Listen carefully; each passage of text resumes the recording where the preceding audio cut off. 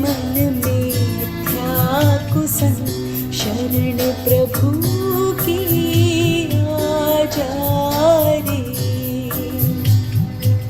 पल पल जीवन जाए रे, कर ले प्रभु का भजन शरण प्रभु की आ जा रे।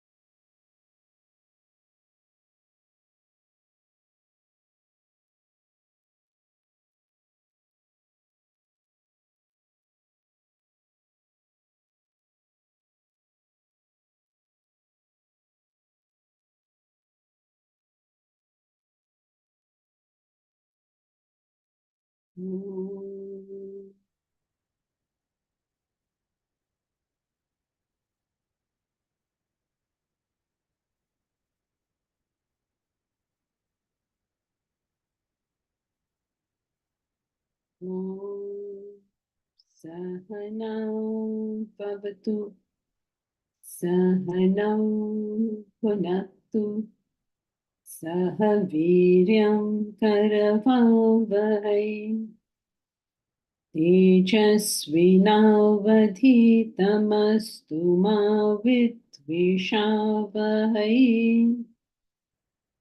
ॐ शान्ति शान्ति शान्ति।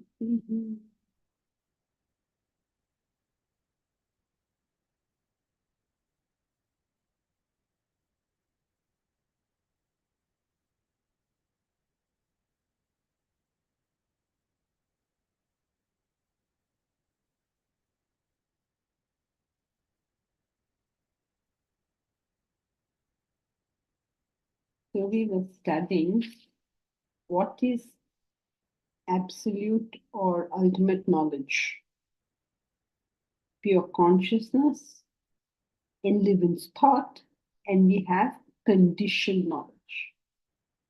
So when you remove the thought, what remains is pure knowledge.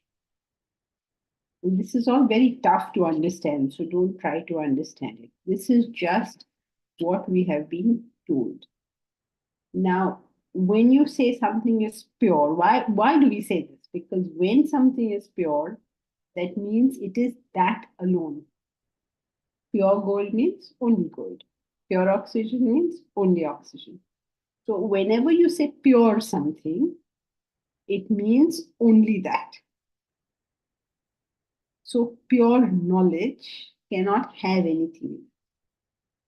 At the moment, all our knowledge is not pure because this knowledge is always conditioned by a thought.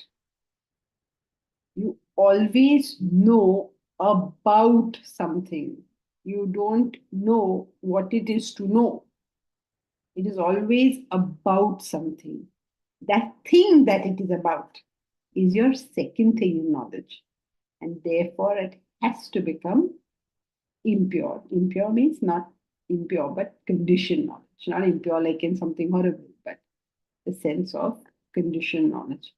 Remember that if you have a bit of copper and there is some gold in it, that copper will be called alloy. Okay, it will be called impure. It's Impure. not In context, impure. Yes, impure. Okay. So because it doesn't matter what is the other thing. We're not making a comment. When we say it is impure, doesn't mean that the other thing is bad. It just means there is something else. So there is a thought, and that prevents pure consciousness, pure knowledge. Now, this is all tough to understand, so we can make it a bit relative. To understand that, we say what to know means what. So when you say I know something, it means that we know the real state of affairs, right? Suppose there's a mirage in a desert. You're in the desert. You see a mirage. You're seeing water there. So what is knowledge? Knowledge is not that there is water there. Knowledge is that there is no water there, right? So what is knowledge? When you're able to see something, understand something, perceive something as it really is. When I know that person, know him means what? Know his name, then you don't know anything about him. Know where he stays, then you don't know anything about him. Know him means know who he really is. Correct? So, is this much clear? Knowledge means knowing something for what it is. Since we are saying that, the assumption is we all can understand that I can know something which isn't there. That's the assumption, right? I can know means I can perceive something which isn't there, like I can see a mirage. Therefore, I can distinguish between what I see or perceive and what is really there. So, naturally, we are knowledge means finding out what is really there. Okay, that's where we came to last time, right? We did about the stars. So, shall we continue? Any questions up to this point? This much is clear, right? Only ask questions about this, okay? Because as it is, this is all confusing. Okay, so far so good. So let's continue.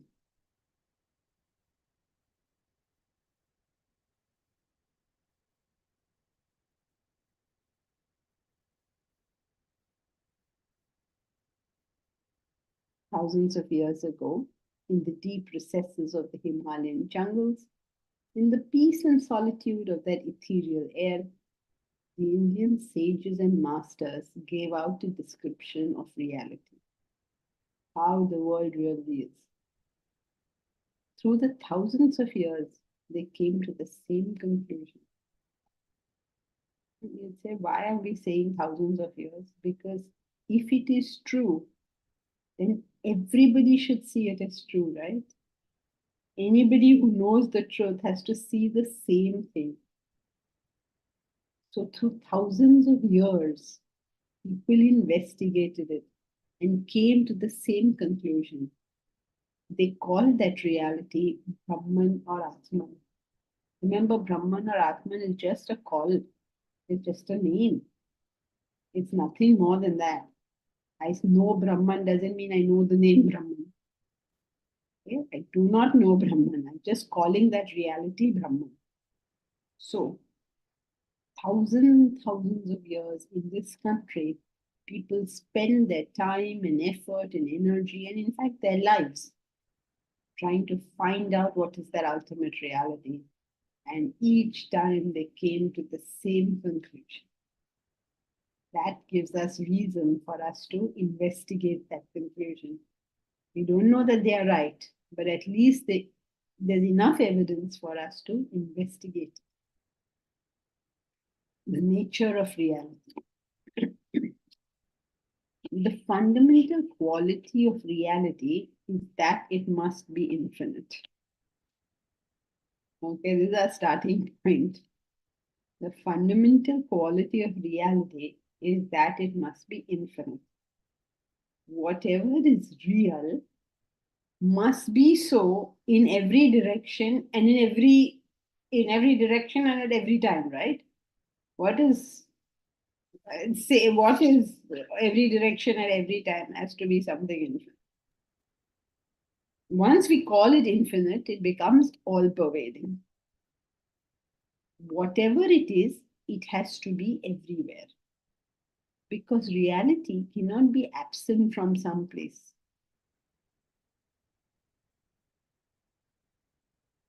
If it is everywhere, it has to be formless. form implies it is not outside its boundary.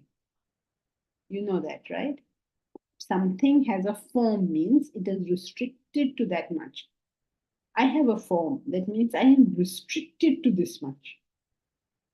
This is here. It is not there. So the moment I give it a form, I give it a boundary. Because if it doesn't have a boundary, then it doesn't have a form. It has a boundary, right? Therefore, there's a form. If it is everywhere, it has to be formless. Form implies it is not outside its boundary. Right? You know the boundary of India, right? That means India is not outside that boundary. If it is everywhere, it must be a singularity. This is the next feature that we have to understand. Okay, so far so good. It must be infinite. If it is infinite, it must be all pervading. Right? Because if you stop it somewhere, it cannot be infinite. So it has to be all pervading. If it is all pervading, it will have to be formless.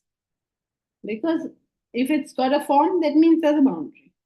So that goes against infinite. So you can't have a form. If it is everywhere, it must be a singularity.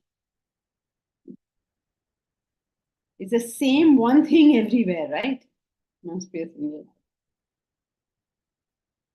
There can be nothing outside. It is one. Yet Vedanta does not use the word one to describe it as much as the word non-dual. The word Advaita means non-dual, meaning it has no second. So, though it is one, it is called non-dual. The reason it is called non-dual is because the concept of one can exist only when there's a concept of two. If there is no concept of two, the concept of one becomes futile. So, therefore, it never asserts, it negates. It says it is not two. That means one only, but it's not two. Because you're trying to break that rigidity of our intellect. Reality cannot be changing, it has to last. Something real has to last. That is why they use diamonds. Why do they say diamonds are forever? And diamonds represents your love because they're supposed to last forever. We understand that. Something real has to last. We have an instinctive understanding of this. Consider this. Suppose you meet a girl, and every time you meet her, she calls herself by a different name. One day it is Malti, another Indu, yet another Vimal. Suppose you meet a girl. One day she says I'm Malti, one day she says I'm Indu, one day she says I'm Vimal. What will you say to her?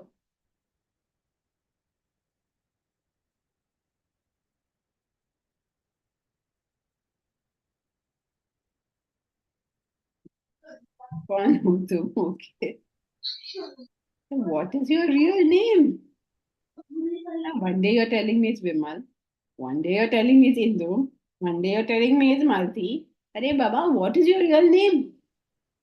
Now, why are you asking her this question? What is your real name? Because you know that whatever is her real name cannot change. So, instinctively you understand this, right? That if it's real, it won't change. Suppose there is a boy and he likes a girl very much, and then she says, "Will you marry me?" Then she says, "I don't know if you have real love for me." So when she says, "I don't know whether you have real love for me," what does she mean? Will you change? Yes. Will your love and affection change? If it's real, it has to stay the same. So you're getting it, right? We all use the word real like that. So reality cannot change. This is true love. This is real love. Means no matter what happens, it will continue. This is what you mean when you say it is real. So anything real has to be unchanging.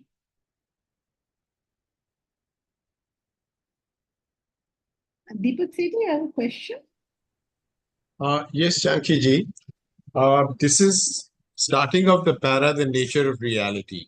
So in the preceding para, we said that the sages through thousands of years, kind of came to the conclusion, and that conclusion equal to reality, they call Brahman.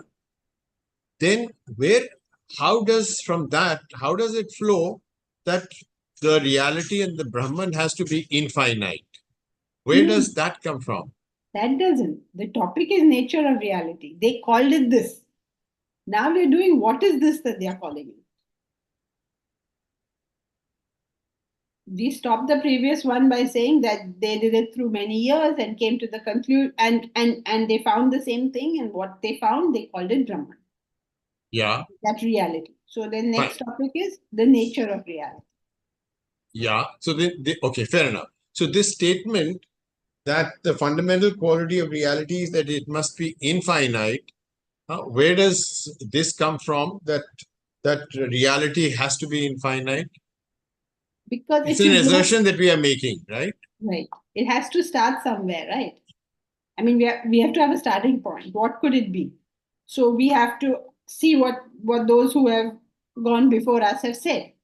All descriptions of God show him to be infinite. All understanding of truth has to be infinite, because whatever infinite means, it's going on in every place and in every time. Right? Because infinite is not really comprehensible, but at least this much we understand that it's not stopping somewhere. Okay, if it's not stopping somewhere, that means it covers all space and all time. That's the only way we can think of reality, no? This is it's not, it is only a postulation based on what seems reasonable. It is not establishing this as the truth, because everything we say is not the truth. If you can say it, it's not the truth. Okay, but you have to start at some point. So this thing, whatever it is, if such a thing is there, now it doesn't have to be a thing, but whatever this X will have to be infinite. Every religion starts with that. God is infinite. Everybody accepts. Everything else they fight over, but this might they agree on, that God is infinite. I mean, every religion. Nobody has any debate on that one. So we said this is a postulation, right? Now, if it is a postulation, why did it have, meaning, could we have started this by postulating that it is dual, or for whatever, meaning whatever else? What is the sanctity of infinite, and what if we don't take that postulation to be true to begin with? And I'm sorry, I'm just kind of being a little bit this thing to get my own comprehension clear. You will have to start on one or two premises. Either that there is a reality or there isn't a reality. You have to start on one of these two. So we buy into it that there is a reality, there is something which it actually is, and here we are trying to find the reality of the world, because that's what the paragraph says, Yeah. So there is. There is means you have to know, is in your head, you have to figure out whether you think that there must be some real state of affairs. Whatever that real state of affairs is, we are calling it X. So if we accept that there has to be a real state of affairs, if we accept, now we are trying to figure out what will that real be. Real by definition should be everywhere, right? Otherwise, how can it be real? I can't have a reality here and another reality there. It makes no sense like that. So that's how it starts with saying the real will be the infinite. Now, we have to take this first step. We don't have to take it. This is the step that has been told to us. Okay, now we are seeing, can this possibly be true? Can any of this possibly be true? So we're trying to apply our own intellect to it and see, yeah. So if it is infinite, then what other characteristics will necessarily be there? If we are accepting infinite. Which flow from this postulation that it is infinite. It flows from the postulation, it flows also from the fact that they say so. It's an authoritative declaration from people who claim to have reached it. So we are taking their word for it and then seeing whether there can be any way we can wrap our heads around this.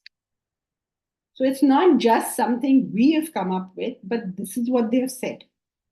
And then we have to ask ourselves, does this stand to reason? Does it stand to reason that reality will stop somewhere,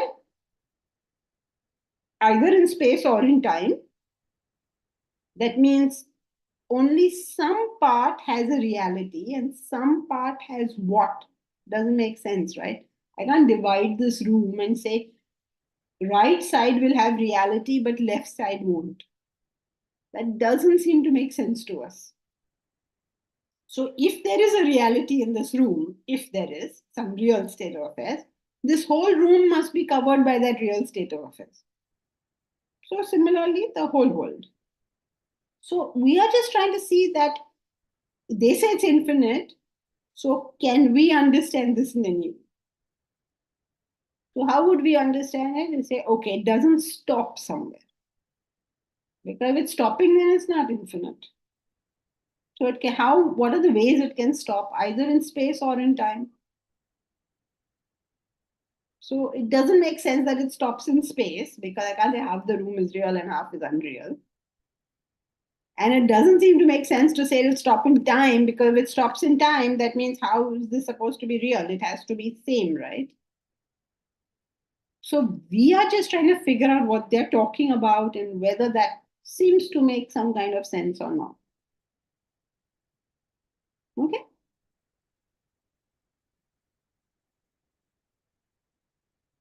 Something here.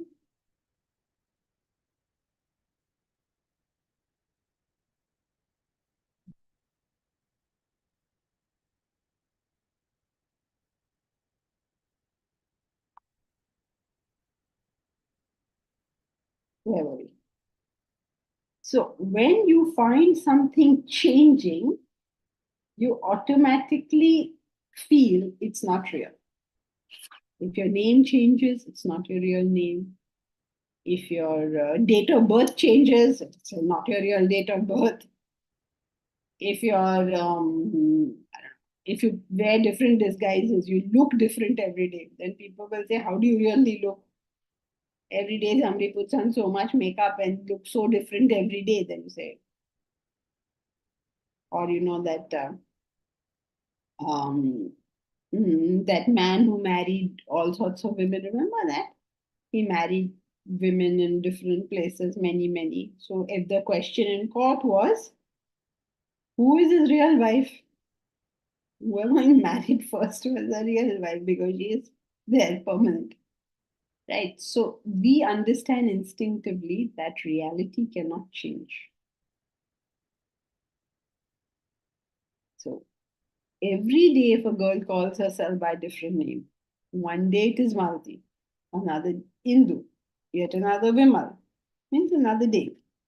Will you not say to her, what is your real name? It seems self-evident that reality cannot change. Can we not say, I wonder who my real friends are? See this on Facebook all the time. People put something over there and then they say, you do this, then I will know you are my real friend. You cut, paste this, or you say something, or you do something. I don't know why they have this concept to know by somebody cut pasting a message and posting it on their wall. Real friends, I'm not sure how that works, but that's what they think. Okay? Can we not say, I wonder who my real friends are? When you say, wonder who my real friends are, what are you saying? What is your point about those friends?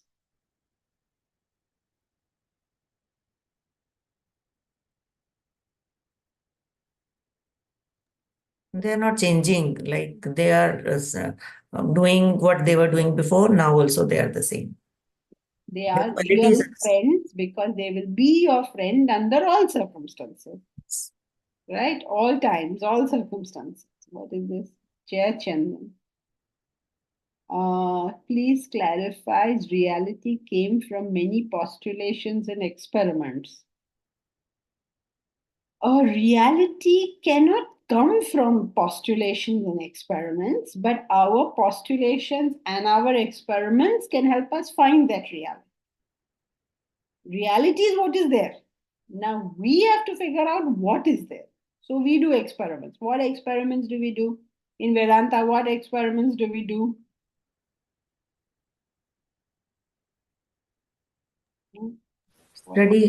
study different aspects of it. Okay, that's one of the experiments. What other? The experiments we do here are Karma Yoga, Bhakti Yoga, and Jnana Yoga. When we do these experiments, we see what happened to me. Am I any better or worse? Suppose I'm studying, and then I'm going worse. Then my experience is my experiment has failed. But if I'm studying and I'm doing better, then I'm getting better. I get along more with people. I enjoy other people's happiness a lot more. I'm more stable in the ups and downs of life. Then I know my experiment is working, right? So reality is what is. Like even science, whether whatever, neutrons, protons, electrons are what is. Our experiments can only reveal that to us.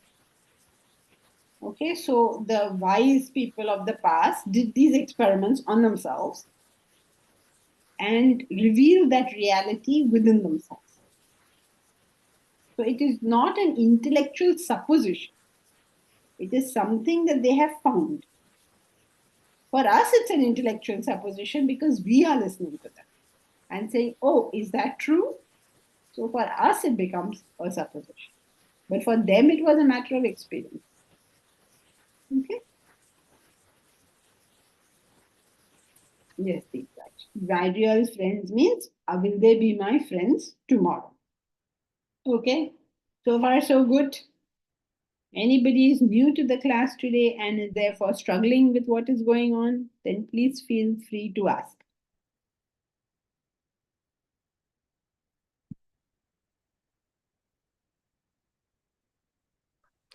Jai Shri Krishna, madam. Jai Shri Krishna. I'm sorry I could not attend earlier classes, so I'm bit finding it difficult to connect, relate just now. Okay, so let me just sum it up for you. We were talking about what is knowledge supposed to do. Okay, right. So, what is knowledge supposed to do eventually? It is supposed to tell us the real state of affairs. What is it really? Like, for instance, my eyes tell me that the sun rises and the sun sets. What I'm doing? Sun rises and it sets. Okay, this is what my eyes tell me. My knowledge can tell me what is really so, which is that the sun is steady, or at least largely steady, and the planets move. That's what we learned in school. Later on, physicists found out more. They found out that the sun itself is moving, and we are moving along with the sun because the sun is going round the what? Who knows? Sun is going round what? What? Nobody. Sun is not going around. Only Earth and other planets are going around. Sun is the center of the system. Sun is the center of the solar system. Okay. But what is the full system? The full system is the Milky Way galaxy, at least. Milky Way galaxy, celestial bodies are attracted by others. Yes. So they are revolving now around the center of our galaxy. And what is at the center of our galaxy? Force of attraction. A supermassive black hole. Black So hole. everything is going round and round and round. We are going around the sun is going around the galaxy, everything is moving. It's nothing here is stationary. The whole thing is black hole, correct? A supermassive black hole, huge black hole. Now, knowledge can tell me. Can my eyes tell me this? No way. So knowledge tells me. So what is knowledge really telling me? It is telling me what really is. मुझे कुछ दिख रहा है, पर है कुछ और ही. Right? So this is what we are trying to understand. कि अभी मुझे ये पूरा संसार दिख रहा है. But what is really there? So when we start with what is really there, we start with a primary premise, which is whatever is really there has to be everywhere. Right? Because it cannot be आधा यहाँ है आधा वहाँ नहीं है. ऐसे नहीं हो सकता. So it is all over. Correct? If it is all over, then it must be formless.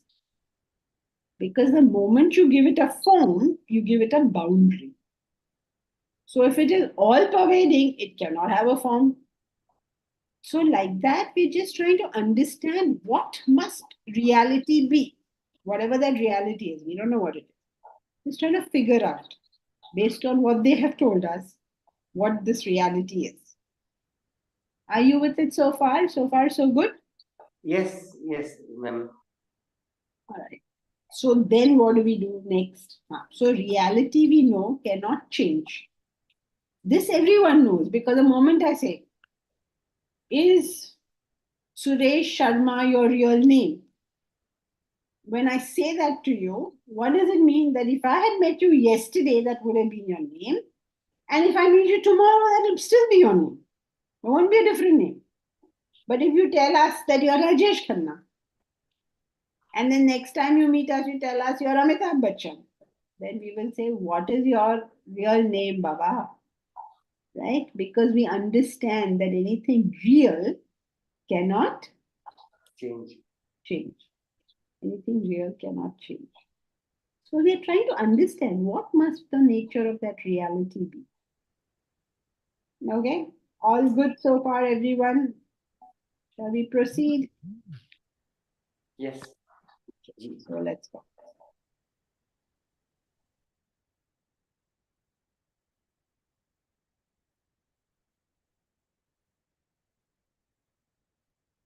Can we not say, I wonder who my real friends are?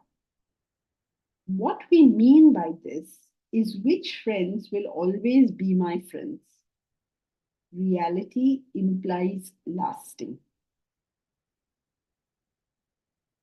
If we are not cognizing the reality, it must mean we are in a conditioned state. Okay? This is interesting for us to understand. If I admit I do not know the reality, if I admit this, then it must be that I'm in a conditioned state. From a conditioned state, one cannot know the unconditioned. If one has always worn pink glasses, one cannot know the world as it is without pink glasses. Imagine, from birth, I've always worn pink glasses. Till this day, I'm wearing pink glasses. How will I know what is the world without those pink glasses? Isn't it? From the time I was born till now, I have always known things through my thoughts. So how do I know what those things will be if I didn't have a thought? How will I know this? It's impossible, right? Because my whole interaction with the world is through my thoughts. So what is the world if you remove my thoughts? Can't tell. It's like I've worn pink glasses from the moment I was born. So I don't know what this world is going to be without those pink glasses. If one has always worn pink glasses, one cannot know the world as it is without the pink glasses. A drunken man cannot know the situation as it appears to a sober person. Thus, the nature of reality is that it is beyond our intellect. If I'm in a conditioned state, how will I know the unconditioned? It's simply not possible. If you don't get any of this, please don't worry. None of this is comprehensible anyway. Because it is the end of the knowledge, we have to do it properly, right? We have to say the right thing. But if you struggle to understand, don't worry about it because nobody understands, including the speaker. So just relax. Nobody can understand these things. That's why it ends with this point that when you're in a conditioned state, you're not going to understand the unconditioned. If you're in a dream state, how will you understand what is the waking state? If you're hypnotized, how will you understand what is to be not hypnotized? Right? You can't understand this. If you're seeing water in a mirage, how can you understand that there is sand there? Can't be done. So if you say, I'm not understanding, never mind. Nobody's understanding. Just relax. We will quietly go to the next topic.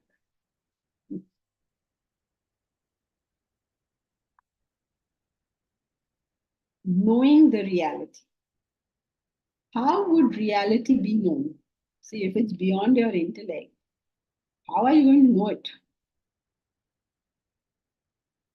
So complicated, no? I feel sorry for Mr. Sharma who has joined us today. So complicated. First, they tell you this is how you know it. Then they tell you you cannot know it. And now they say, how do you know it? Say, Baba, make up your mind. Do we know it or do we not know it? How would reality be known? Vedanta tells us that when thought is transcended, reality would be known. Okay, so we've come back to our original point that as long as there is thought, you cannot know what is really there. But how can one know anything without thought? Suppose you have no thought, then can you know anything? If you have no thought, can you know that the class is on? There's no way you can know. So if reality has to be known when there's no thought, how can you know it? Because thought is your only method of knowing something. How can one know anything without thought? Known here is a borrowed term. Please listen to this carefully because one day you will wake up and you will say, how is this possible? So please understand, known here, the word known, is a borrowed term. In the strict sense, reality cannot be known. Reality cannot be known. Remember, we discussed this earlier when we said that the knower and known, that transaction breaks down. So technically, you cannot know reality. However, since our discussion is in the realm of thought, we need to use some word, and the word known is as good as any other. Some word we'll have to use, no? So we're using known. Knowledge has three aspects: the object to be known, the subject who knows, and the relationship. Okay? Every piece of knowledge has got three things. Suppose I know a book. No, book is a bad example. I know kettle. Okay, I know a kettle. You all know a kettle? Everybody knows a kettle? Yes. You all get so confused with this whole thing that even the most simplest questions, like, do I know a kettle? Just simple. You know a kettle, right? So when you say I know a kettle, there is you, the knower of the kettle. There is a kettle. And there has to be a relationship between the two. This is how every knowledge will take place, right? There is a kettle, there is a knower, and there is a relationship. If there is no relationship, the kettle is in USA, I am over here. How am I going to know it? So there has to be a relationship. There has to be some meeting point. So there is an object, there is a subject, and there's some kind of relationship between them. When this happens, then I can say, I know that. All right, clear? So in every knowledge, there are three things. There is the object to be known. There is somebody who's going to know the object. And there is some kind of relationship between the two. Suppose I am here now. And 400 years ago, 400, 500 years ago, Shivaji existed. No, 16, right? 16th century, 16, and where are we? Almost 2000. So that's for almost 800 years ago, Shivaji existed. Can I know Shivaji? I cannot know, because no means meet him, because no relationship can form between that person then and this person now. I cannot know. Means I can read about him, that then I know about the book that I am reading or the lecture that I am hearing.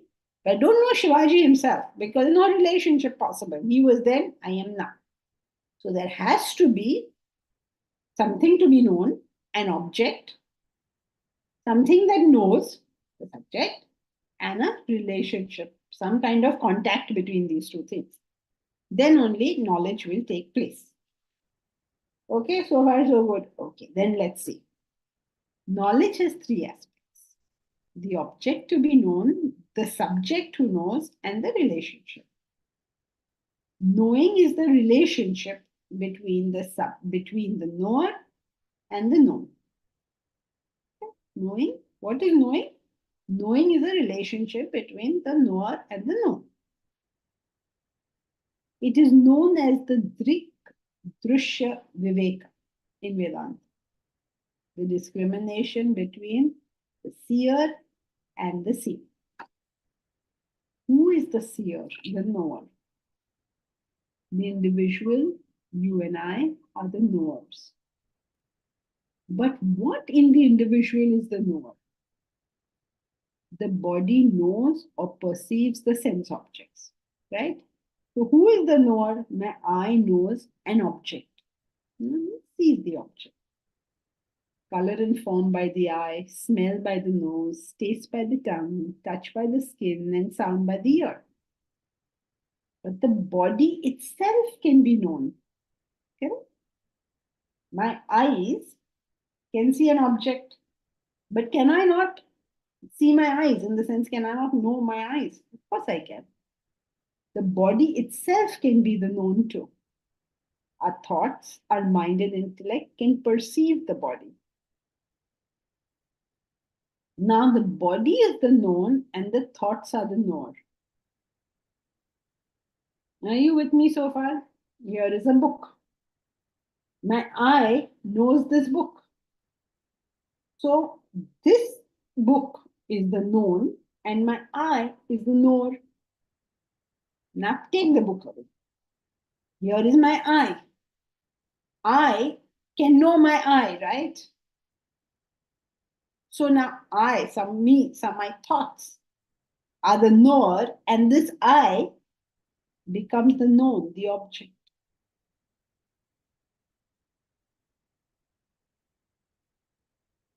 The body itself can be known. Our thoughts, our mind and intellect can perceive the body. Now the body is the known and the thoughts are the knower. However, thoughts can be perceived too. You know you're thinking, right? So thoughts are being perceived. Hence, they too become the known. They become the object of knowledge because you know their thoughts. Subtler thoughts perceive grosser thoughts. We seem to be pushing the knower further and further back. There is no way of knowing the ultimate knower. Can you tell me why you cannot know the ultimate knower?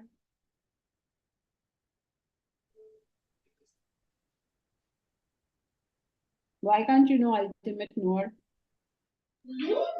We are conditioned. Mhm. Why can't you know the ultimate knower? Every individual has not divergent thinking. Any particular area is known. So all of them, if one person know anything, does not know anything completely. No, why? Okay, fine. But by logic itself, you know that you cannot know the ultimate knower. What is that logic? Let's see what Deep Raj has to say. The moment we know the knower, the ultimate knower becomes knower of the ultimate knower becomes the ultimate. Okay. The moment you know the knower has become the known, so it's not the ultimate knower. By logic, you can do that. Clear, right? If you know the ultimate knower, then the ultimate knower has become the known, and therefore he cannot be the ultimate knower. So you cannot know the ultimate knower, it's impossible. By definition, it's impossible. Okay, this is why I need to see everybody in class, because I have no idea whether anything is comprehended, not comprehended. You all have given up and gone away for all I know. Say, yes, so mere palle nahi padne wala, and everybody has left. And only the project I have to sit in the class in LC. And Mr. Sharma, because today is wondering. And Chandran. Only thing, where are the rest of you all? Are you all there? Can you all show me that you are present? Okay, thank God. All right. Thank God. So is this clear that the moment you know the knower becomes the known. So he's not the ultimate knower by logic itself. So there is no way you're going to know the ultimate knower. It's quite simple, really. Once you're able to figure it out, it's so self-evident. But it takes a second to sort of figure out what is going on. Or maybe more than a second. So just go over it and you will see it's actually not so complicated. It's quite simple. The ultimate knower cannot be known because the moment he is known, then he's not the ultimate knower. It's impossible. The condition is impossible. Ultimate knower means what? He knows everything and nothing knows him. Because the moment he knows something knows him, he's not ultimate. Simple, no? It's not that complicated, really, if you think about it. Just give it a second, because it is, you do a little bit of mental gymnastics, but it's not that complicated. Clear, no? We'll go forward. Janki ji, that means the knower becomes the known, exact. Yeah. Like that. Yeah, once he becomes the known, he's not the ultimate. Ultimate means now nobody else is there to know him. Then he's ultimate. Ultimate, he's the ultimate, what is it? Ultimate winner means what? Nobody has won over him. No? Then only he'll be ultimate. Otherwise, he won't be ultimate. He'll become penultimate.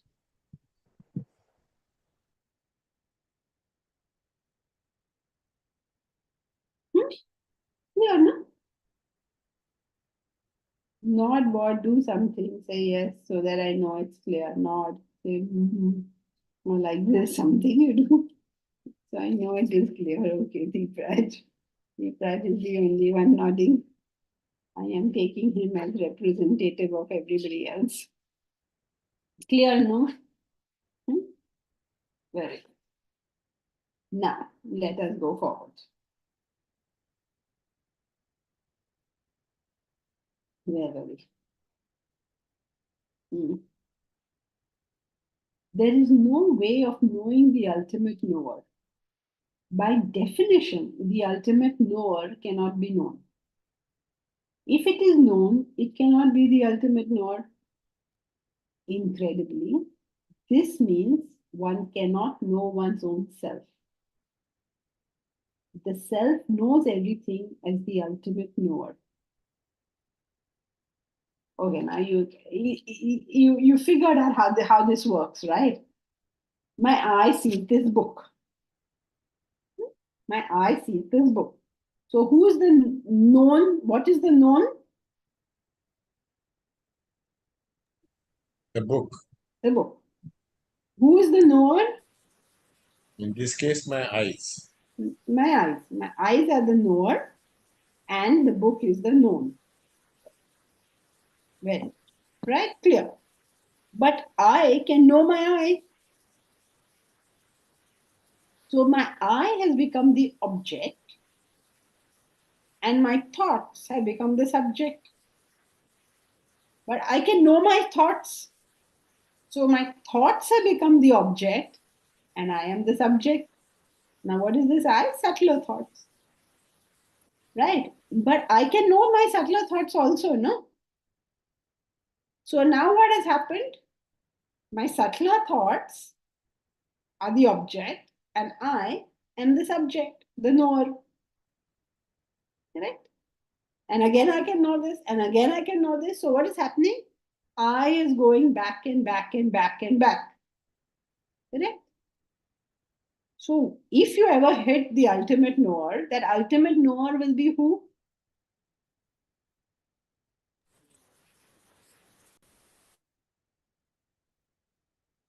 I. Because I know the book, I know the I know the gross thoughts, I know the subtle thought. So if you keep going back, it still continues to be I, no?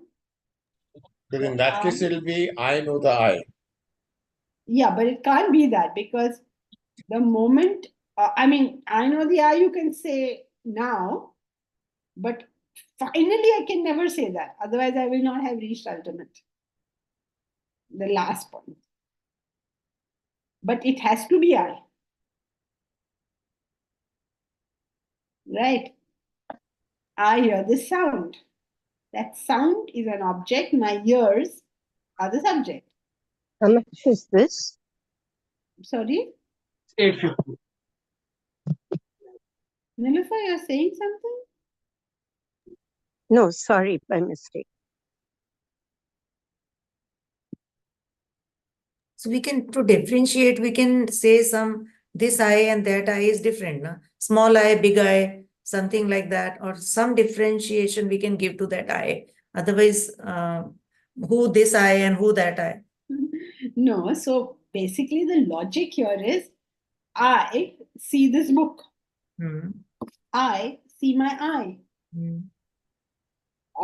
So I know my thoughts.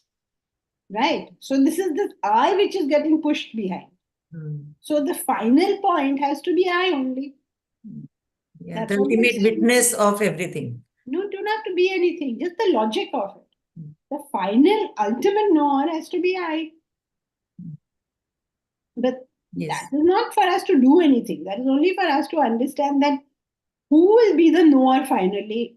It cannot be somebody else, it has to be me only. Na? Hmm. That's what they're saying. Ultimate knower is the self. Hmm. But this I who was seeing the book, but that I, which is the ultimate knower, is different I. Of course, Not this because I. at every step we moved it backwards. No? Hmm. This I saw the book. Then my thoughts, that I saw the I. Then my thoughts, that I saw the grosser thoughts. But what is basically happening is you're pushing the I back. So that I is different from this I. That we don't know. At the moment, all it's saying is the I which you first thought. The real I is that. Yeah. This is not the Yeah, real. it's pushed back and pushed back and pushed back and pushed back until you reach a point where that I cannot be known. Because if you know it, then again we are back to the same position. Okay. Got it. So that's what they say. Ultimate knower is the self. It's not so Janki, complicated when you think about it, no? Jankiji, that example of a river becoming the sea explains that? Not really, because here we're not talking of becoming anything. We are only establishing that the ultimate knower is the self. Okay. You're not becoming anything. You're just saying that as you take the eye further and further back, you will reach the ultimate knower. Okay. Okay.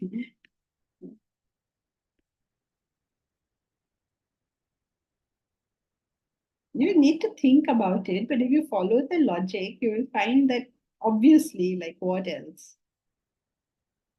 You're able to follow the logic, right?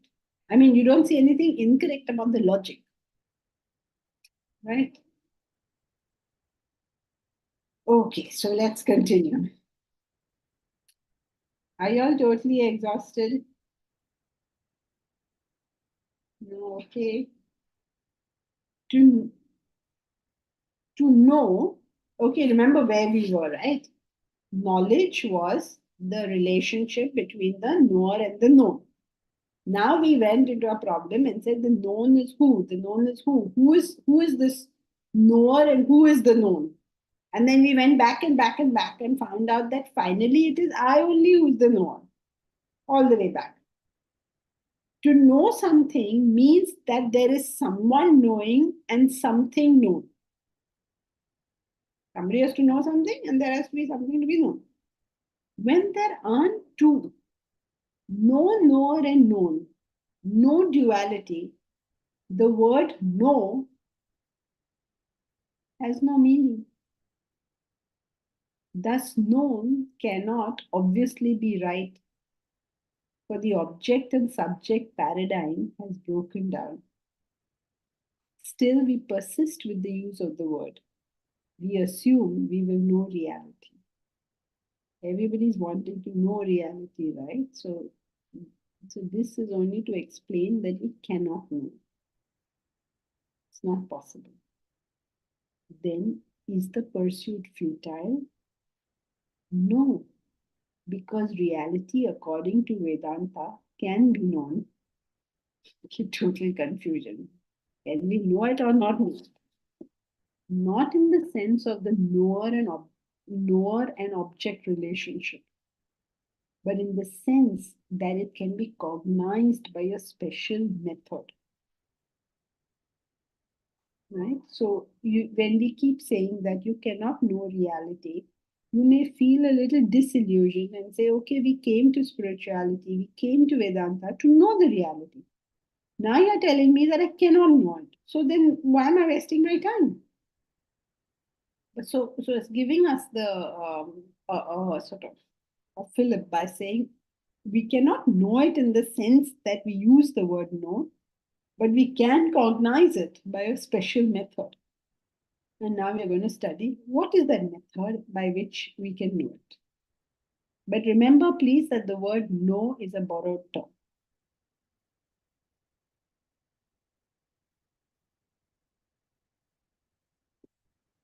Okay, how are you doing? Fine?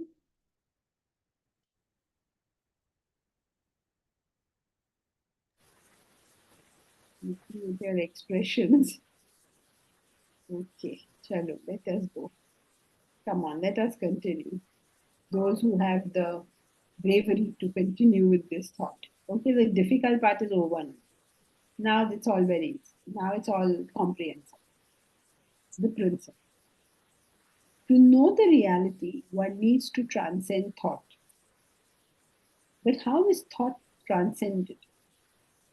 It is the method used in every religion for the unfoldment of the transcendental reality. In principle, it works like this. Thought is used to remove thought. What remains is the ultimate reality. When you use a thought to remove the thought, then what is left is the ultimate reality. Adi Shankaracharya compares this to the removal of a thorn. Just as a thorn is inserted to remove another thorn, which is embedded in the body, so too does thought remove thought.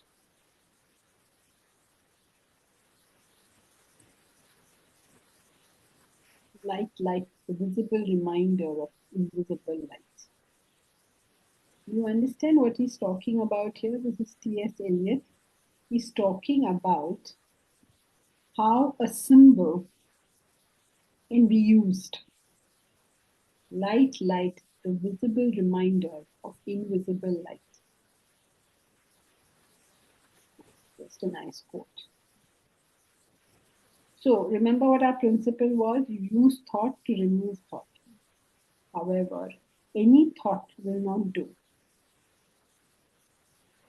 What happened? Lower thoughts are superseded by higher thoughts. When we take up the higher, the lower falls off. See, now it's all becoming very easy. This you already know, right? So whenever we gain higher thoughts, we gain higher values, we gain higher knowledge, the lower thoughts simply drop off. For example, when you become a teenager, thoughts about your Barbie dolls and dinky toys go away. When you become an adult, teenage thoughts go away. So whenever you take up higher thoughts, lower thoughts simply wane away. So how do you remove thought? Is by taking up higher thoughts. So that is the special method that it has, wherein you can take up a higher thought so that the lower wears away. Okay? We'll study this some more next time. Hari Om.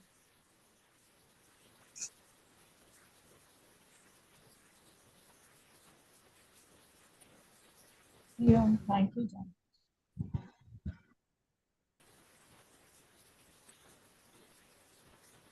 Thank you very much, Jankiji.